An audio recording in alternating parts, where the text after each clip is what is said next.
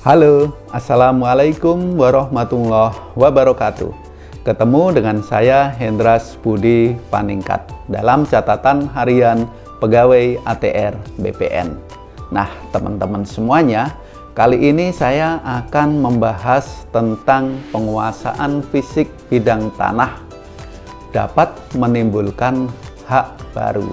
Nah, teman-teman semuanya, tahukah Anda bahwasanya kegiatan pendaftaran tanah yang diikuti dengan penerbitan sertifikat tanah sebagai tanda bukti hak itu pada prinsipnya didasarkan pada bukti formil dan bukti material ya.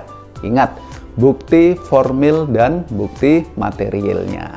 Nah, surat atau alas hak yang menerangkan riwayat perolehan tanah itu digolongkan sebagai bukti formilnya. Jadi Anda, teman-teman semuanya, mempunyai giri ya, kekitir, letter C, petok, segel, nah, surat keterangan tanah, nah, SKT, akta jual beli tanah, atau surat pernyataan penguasaan fisik, surat pengalian hak, atau apapun nama alas hak yang lainnya ya, yang berbeda-beda di setiap wilayah, itu dinamakan sebagai bukti formil ya. Nah, namun surat bukti saja ya, bukti formil tidak dianggap sepenuhnya cukup dan kuat untuk membuktikan adanya hak atas tanah untuk dapat ditindaklanjuti dalam rangka pemberian hak atas tanahnya. Nah, untuk sempurnanya suatu pemberian hak ya, itu harus memenuhi bukti materialnya juga. Nah, teman-teman semuanya, apa sih bukti materialnya? Berupa apa? Yaitu berupa penguasaan fisik bidang tanah. Nah, penguasaan fisik ini terbukti pada saat dilakukan kegiatan lapangan ya. Apakah itu kegiatan pengukuran dan pemetaan ataupun kegiatan pemeriksaan tanah yang dilakukan oleh panitia pemeriksa tanah. Nah, teman-teman semuanya, bukti-bukti penguasaan fisik ya dilakukan secara nyata, kelihatan ya, patok batasnya, penggunaan tanahnya kelihatan, dilakukan secara nyata, masif, dan diakui oleh pemerintah desa atau kelurahan setempat. Dan yang paling penting yaitu diakui oleh tetangga batas yang berbatasan langsung dengan tanah kita. Azas kontradiktur delimitasinya terpenuhi, serta tidak terdapat atau tidak ditemukan adanya keberatan dari pihak lain ya, clear and clean. Nah, bukti material ini ya, penguasaan fisik ya, yang nyata, masif, diakui di desa, kelurahan, diakui oleh tetangga yang berbatasan, ini merupakan faktor penting ya, faktor pendukung dalam rangka proses penerbitan sertifikat tanahnya. Nah, teman-teman semuanya, ternyata penguasaan fisik atau bukti material itu sangat penting ya. Iya. Nah, kenapa? Karena banyak aturan-aturan yang mengatur tentang itu, maupun konsep dasar, filosofi dasar penguasaan tanah. Nah, yang perlu diperhatikan juga ya buat teman-teman semuanya, pemegang surat hak ya tanpa menguasai fisik tanah selama bertahun-tahun, nah ditinggalkan tanahnya selama bertahun-tahun, secara hukum haknya dapat gugur, haknya hapus. Kenapa? Karena status tanahnya menjadi tanah terlantar. Nah, tentunya hal ini ditegaskan dalam Undang-Undang Nomor 5 Tahun 1960 tentang Peraturan Dasar Pokok-pokok Agraria. Nah, tanah terlantar sebagai salah satu sebab hapusnya hak atas tanah. Kemudian dalam peraturan yang lain, dalam PP nomor 20 tahun 2021 pelaksana UU JK tentang penertiban dan pendayagunaan kawasan dan tanah terlantar juga mengatur secara tersurat ya tentang tanah terlantar. Kriterianya seperti apa, waktunya seperti apa, hak milik, HGB, hak pakai, jangka waktu dikatakan terlantar itu berapa tahun diatur secara tersurat ya. Nah, insya Allah next konten.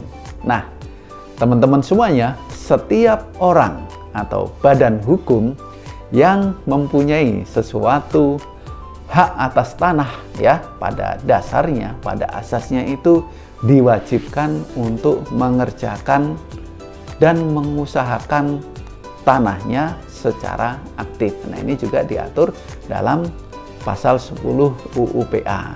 Nah, kemudian dalam pasal 4 PP 2021, nah ini ditegaskan pula ya, bahwasannya setiap pemegang hak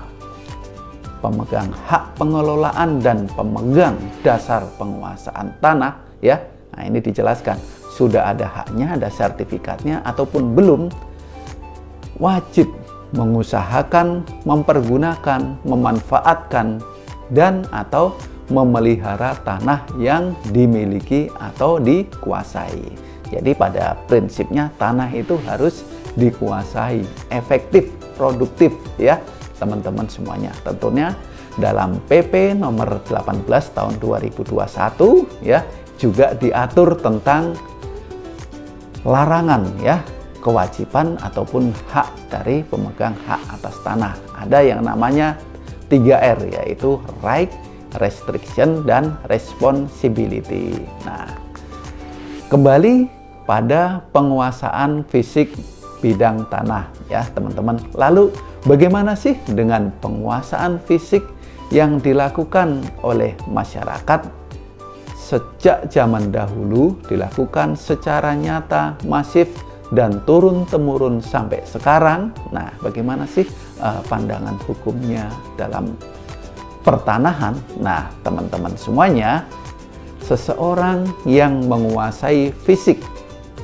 bidang tanah selama bertahun-tahun dan secara terus-menerus dengan beritikat baik dapat menyampaikan permohonan untuk diberikan hak baru atas tanah tersebut.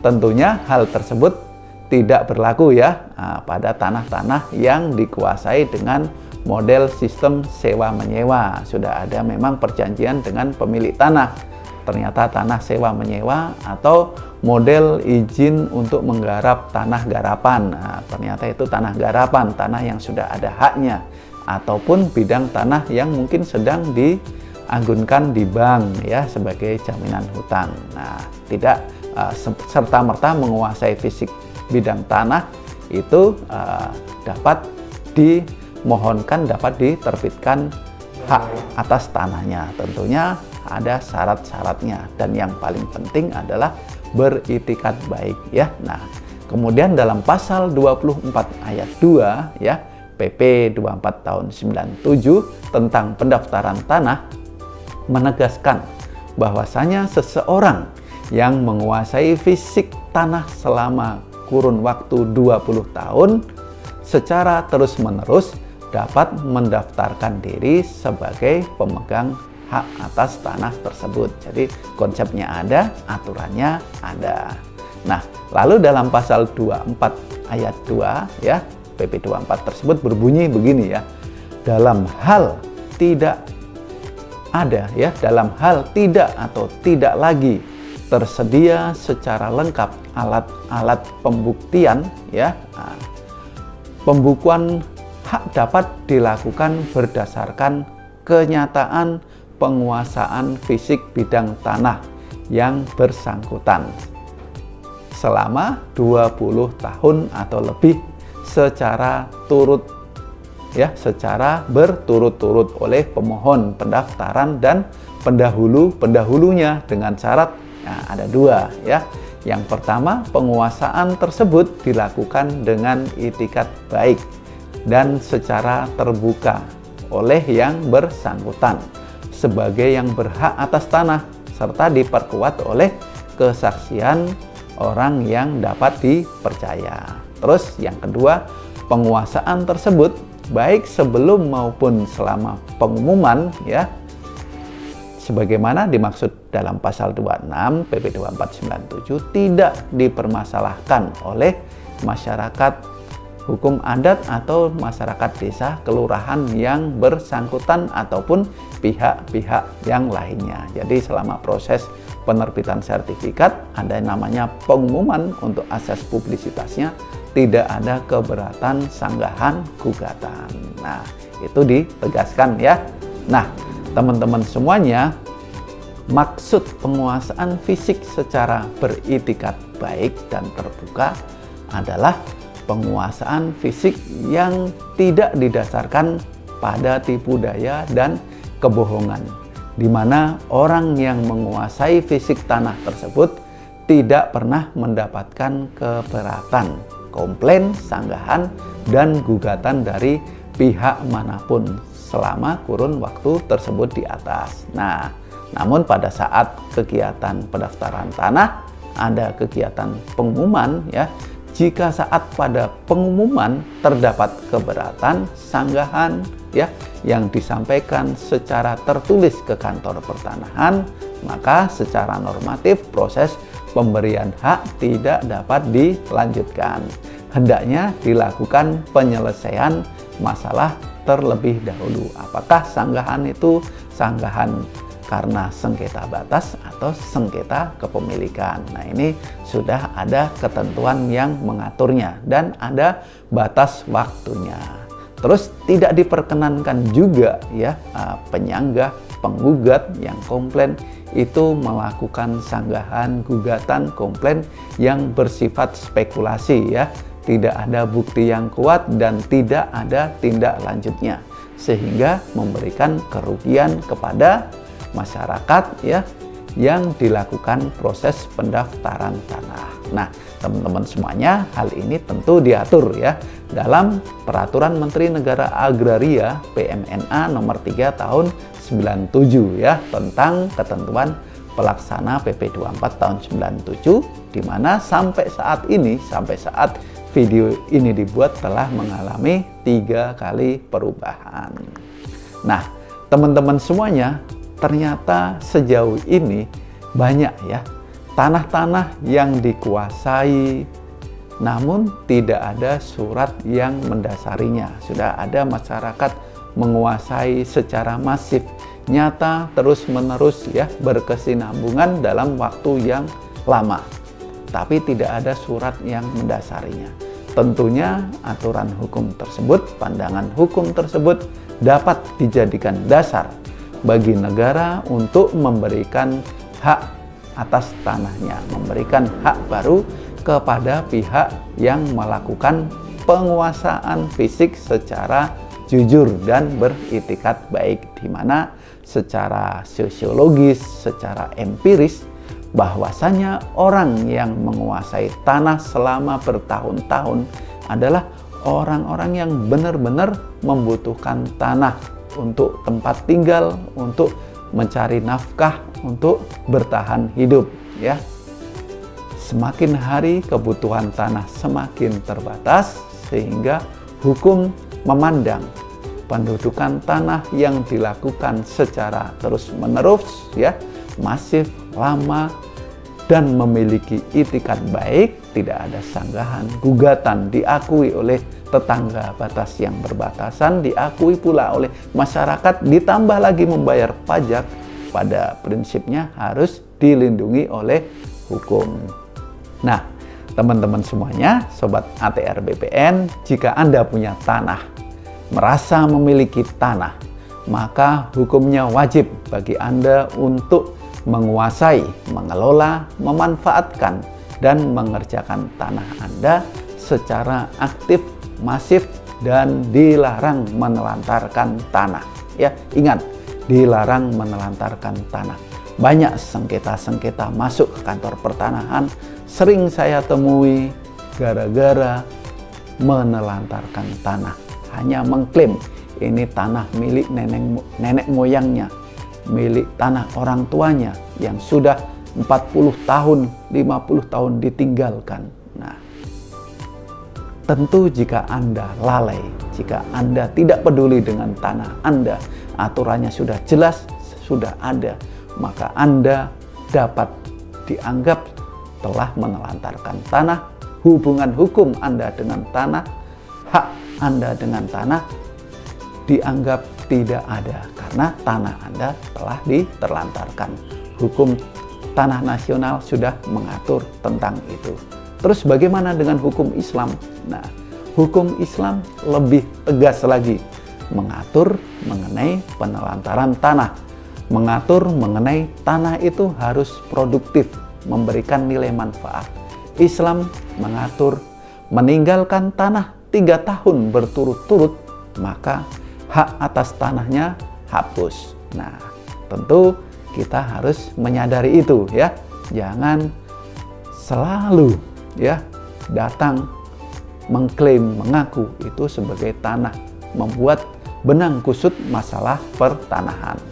Nah, teman-teman semuanya, ayo wujudkan gerakan sadar tertib pertanahan, tertib administrasinya, tertib penggunaannya, tertib pemanfaatannya, tertib bayar pajaknya, tertib dan patuh pada rencana tata ruang wilayah setempat sebagaimana konsep land management paradigm ya. Ada land tenure ya, ada land use, ada land value dan land development. Nah, teman-teman, demikian informasi singkat yang dapat saya sampaikan. Mudah-mudahan dapat bermanfaat. Terima kasih. Saya Hendras Budi Paningkat. Jangan lupa like, komen, share, and subscribe ya, biar channel ini tetap semangat dan berkembang. Terima kasih. Assalamualaikum warahmatullahi wabarakatuh.